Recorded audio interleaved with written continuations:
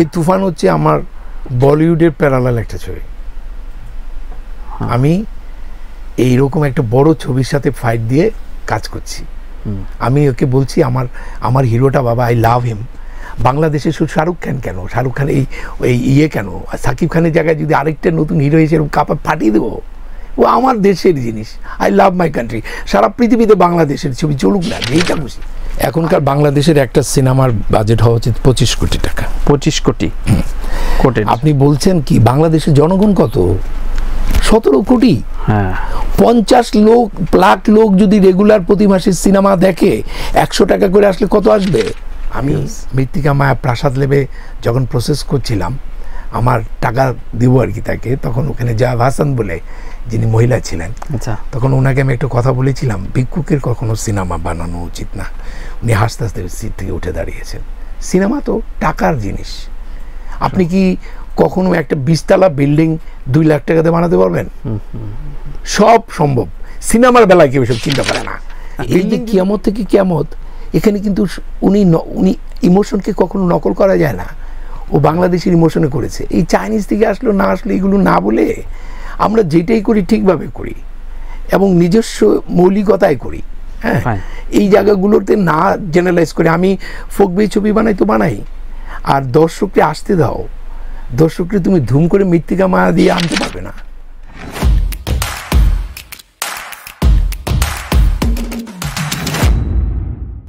যেমন গিয়াসউদ্দিন সেলিম একটা কার্যলেখার সময় বলছিলেন যে আমরা আসলে আমাদের নিজেদের গল্প বলাটা ভুলে যাচ্ছি। আমরা কোরিয়া থেকে কুমফু নিয়ে আসছি, তামিল থেকে স্লো মোশনে মারপিট নিয়ে আসতেছি, এবং এই সময় এই তুফানের রিলিজের সময় বেশ কিছু নির্মাতা ফেসবুকে পাবলিক ডোমেইনে লিখেছেন এটা জওয়ান, কেজিএফ বলি বা অ্যানিমেল বলি, এটা একটা খিচুড়ি বানিয়েছে পাবলিককে টানার জন্য। আপনি যেটা বললেন যে পাবলিককে এটা বিজনেস, আপনি দেখেন এই কথাগুলোর সাথে আমি একমত। আচ্ছা, আমি এটাই শুনতে। আমি মৃত্তিকা মায়া ছবি বানাবো, তাই না? আমার ফিলোসফি আলাদা হতে পারে। তার মানে একটি সফল ছবি নিয়ে শোলে নিয়ে আমি কথা বলবো না। আমরা না সবসময় একটা শরীরকরণ করে যাই। আচ্ছা, তাই না? আজকে জয়রানের ওই সময়ে আপনারা দেখেন, যখন সিনেমা সবাই উর্দু ছবি, জয়রানের মতো মানুষ উর্দু ছবি বানানো শুরু করলো, তখন কিন্তু রূপবান এসে তছনছ করে ফেললো, আর সবাই রূপবান বানানো শুরু করলো। যখন বেদের মেয়ে জ্যোৎস্না, তো বেদের মেয়ে জ্যোৎস্না চলছে। এখন আমার কাছে যে জিনিসটা মনে হয়, আমরা এত জেনারেলাইজ করি কেন? আপনার মনে আছে কিয়ামত থেকে কিয়ামত ছবিটা হিট হলো কেন? নকল জিনিস কেউ দেখেন, এটা জানেন? রাজ কাপুর অসাধারণ অ্যাক্টর, আমার স্যালুট। এরকম একজন রাজ কাপুরের মতো এরকম গুণী একজন অভিনেতা, তাকে আমরা চার্লি চ্যাপলিনের গেট আপে কেন দেখি? আমাকে বলেন। এতটুকু মোচ নাচতেছে ওরকম করে চার্লি চ্যাপলিনের মতো করে, কিন্তু তাকে কেউ বলেছে উনি চার্লি চ্যাপলিনকে নকল করে? উনি চার্লি চ্যাপলিনকে ইন্ডিয়ানাইজড করেছেন।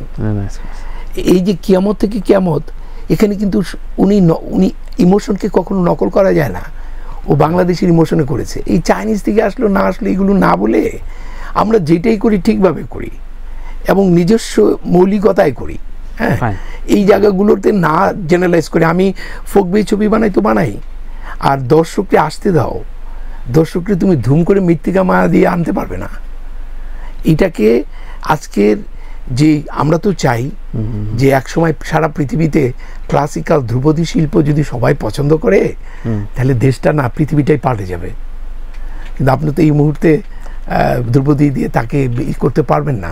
আপনি প্রথমেই হাতের লেখা কিন্তু সুন্দর করে লেখেন নাই, আপনি প্রথমেই কিন্তু ক্লাস 10-এ উঠেন নাই। আপনি সাকিব খান হুট করে সাকিব খান হয় নাই।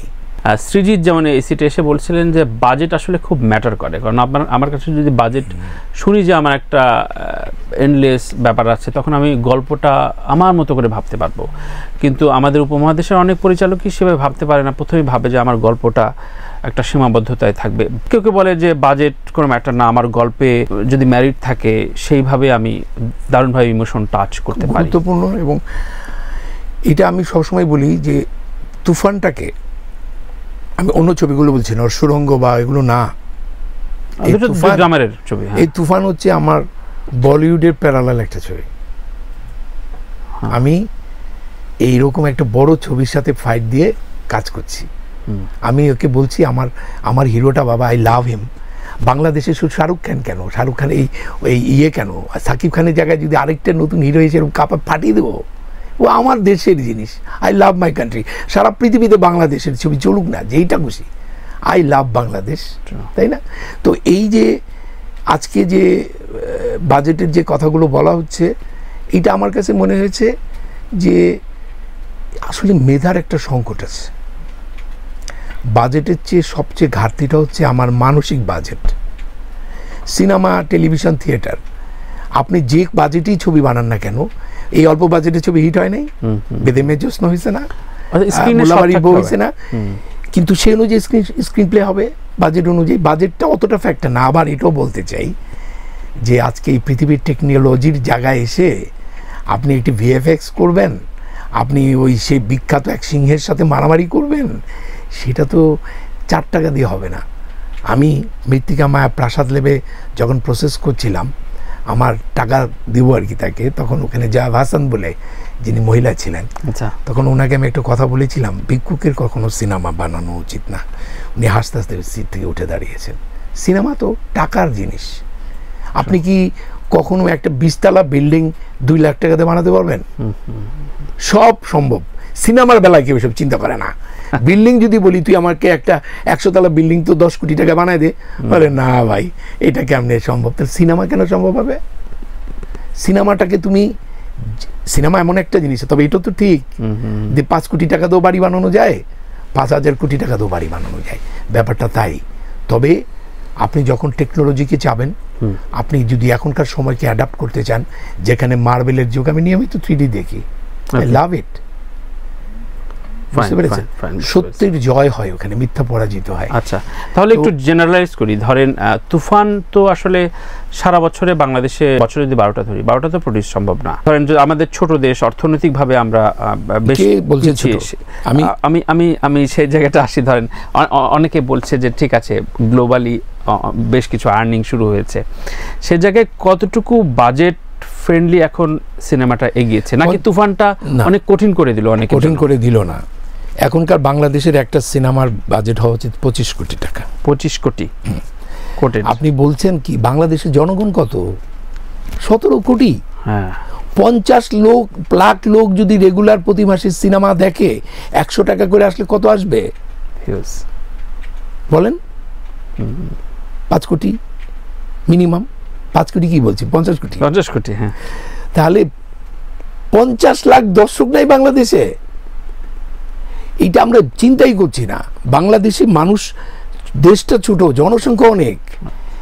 এই একটা আরেকটা জিনিস মনে রাখবেন, কোনো দেশে 12টা ছবি সুপারহিট হয় না। 2 ধরনের আছে, হিট, সুপারহিট। সুপারহিটের সংখ্যা ইন্ডিয়ার মতো দেশে, একটা শোনাচ্ছে ইন্ডাস্ট্রি হিট, আপনারা না, সুপারহিট, সুপার ডুপার হিট যেটা মানে না দেখলেই নয়, ঘরে সবাই দেখে ফেলে, সেই সুপার ডুপার হিট কিন্তু বছরে 2টা কি 1টা বা 3টা হয় বড় জোর।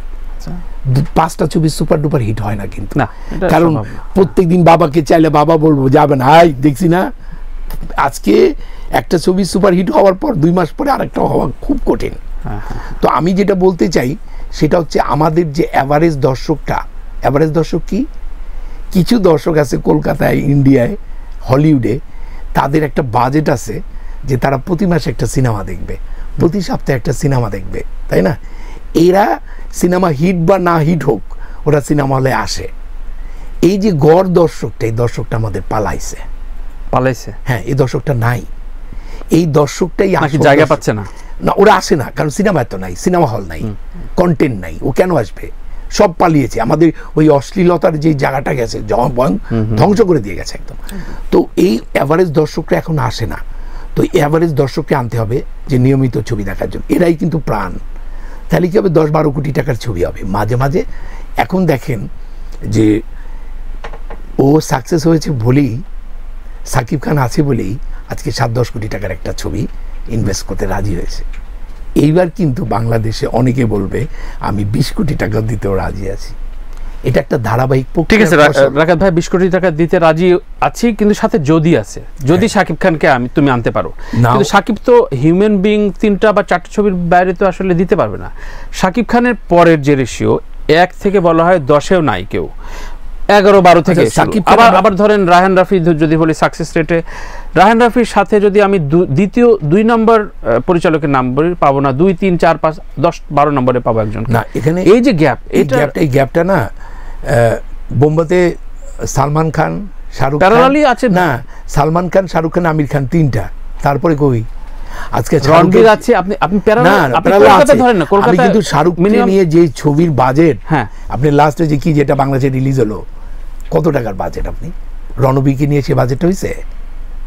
এখন যে জিনিসটা আমি বলতে পারছি, শাহরুখকে নিয়ে 1000 কোটি টাকার বাজেট হচ্ছে, হ্যাঁ হচ্ছে, কিন্তু ওই 1000 কোটির ছবি কি আরেকটা হিরোকে নিয়ে হবে না, আস্তে আস্তে হবে। এখন যেটা ধরেন কোনো কারণে রাফি কিন্তু প্রমাণ করে দিয়েছে যে আমি শাহরুখ ছাড়াও ছবি হিট করতে পারি, হ্যাঁ, এবং কিছু না বুঝে জিজ্ঞেস করে যে আরে ও তো নতুনদের নিয়ে কাজ করে না, আমি তো আমি জানি না, আমি রেগুলার সিনেমা দেখি, আমি ইয়েকে দেখেছি, ওর পুরামন 2 দেখেছি, না রাফি প্রমাণ করেছে। কিন্তু আমার প্রশ্ন হচ্ছে যে এই যে গ্যাপটা, মানে এই যে ক্লাসে একজনই ফার্স্ট বয় এবং একজনই ভালো শিক্ষক, একটা স্কুলে প্রেজেন্ট কে আছে, ওটা 1 থেকে 2, 3 আপনি খুঁজে পাবেন না, আবার 20 গোনা লাগবে, 20, 21, জি স্যার। আমি বিশ্বাস করি next 10 years something will happen, 10 বছর। হ্যাঁ, বাংলাদেশে এই যে এর জন্য শুধু আমি কিন্তু সবাই আমরা কিন্তু রাফি বলছি বা সাকিব খান বলছি, আমরা কিন্তু প্রডিউসারের কথা ভুলে গেছি, শাহরিয়ার শাকিলের কথা ভুলে গেছি। ও কিন্তু সুরঙ্গ করেছে, সুরঙ্গ সফল করেছে, এবং প্রডিউসার কিন্তু কমার্শিয়াল ছবির একদম আসল জিনিস ওটা। ও যে স্বাধীনতা রাফিকে দিয়েছে, ও যে ছবিটা নিয়ে যে ভাবছে, রিস্ক নিয়েছে, এই রিস্ক নেওয়ার লোকের সংখ্যা আরও কয়েকটা লাগবে। শুধু সাকিব খান শুধুমাত্র দিয়ে তো সিনেমা চলবে না, আর হুট করে একজন সাকিব খান তৈরিও হবে না। সো হয়তো কোনো একজন আসবে নায়ক, আমরা হয়তো তার অপেক্ষায় আছি, যাকে হয়তো 3 কোটি টাকা ছবি দিয়ে ফেরত আনবে, তখনই তার এই 3 কোটি টাকা পাশে যাবে, সাথে যাবে। এখন সাকিবকে যেটা যাচ্ছে, আমরা না সবসময় একটা সরলীকরণ না করে অপেক্ষা করতে হবে সুন্দরের জন্য, অপেক্ষা করতে হবে ভবিষ্যতের জন্য। তবে আমি এটুক বলে দিতে পারি, বাংলাদেশের চলচ্চিত্র, সেটা যে কোনো ধরনের পথের পাঁচালী টাইপের চলচ্চিত্র হোক, বা আমাদের সূর্য দিগল বাড়ি হোক, মইশুদুল ইসলামের সেই চাকা হোক, যে কোনো যে মাটির ময়নাতে আমরা দেখাই দিছি, আমাদের ছেলেপেলেরা, আমরা যারা এখন বানাচ্ছি, Bangladesh cinema and television institute হয়েছে, অনেক ট্যালেন্টেড বেরোচ্ছে এখান থেকে। আমি শুধু বলতে চাই, বাংলাদেশ এমন একটা দেশের সম্ভাবনা আছে যারা যে কোনো ধরনের ছবি বানিয়ে পৃথিবীকে কাঁপাতে পারে।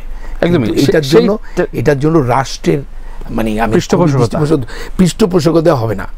আমি খুব বলতে দ্বিধা নেই, 20 কোটি টাকা অনুদান দিয়ে সরকার মনে করছে সিনেমার একটা বিরাট কিছু করে ফেলছে, যেখানে 1000 কোটি টাকা কোনো টাকা না সিনেমার। আমাদের দৈন্যতাটা কোথায় বুঝছেন? আসলে সরকারের তো দোষ নাই, সরকারকে ইনসার্কেল করে আমাদের মতো যারা এইসব বুদ্ধির লোকগুলো আছে, তারা ঠিক মতো গাইড করতে পারছে না। কেউ বলতেছে বাণিজ্যিক ছবির গোষ্ঠী মারি, কেউ বলতেছে প্যারালাল ছবির গোষ্ঠী মারি, একজন আরেকজনের উপর ঢিলাঢিলি চলছে। আমি এত কিছু বুঝি না। স্যালুট এই কথাটা বলার জন্য, সত্যি সত্যি।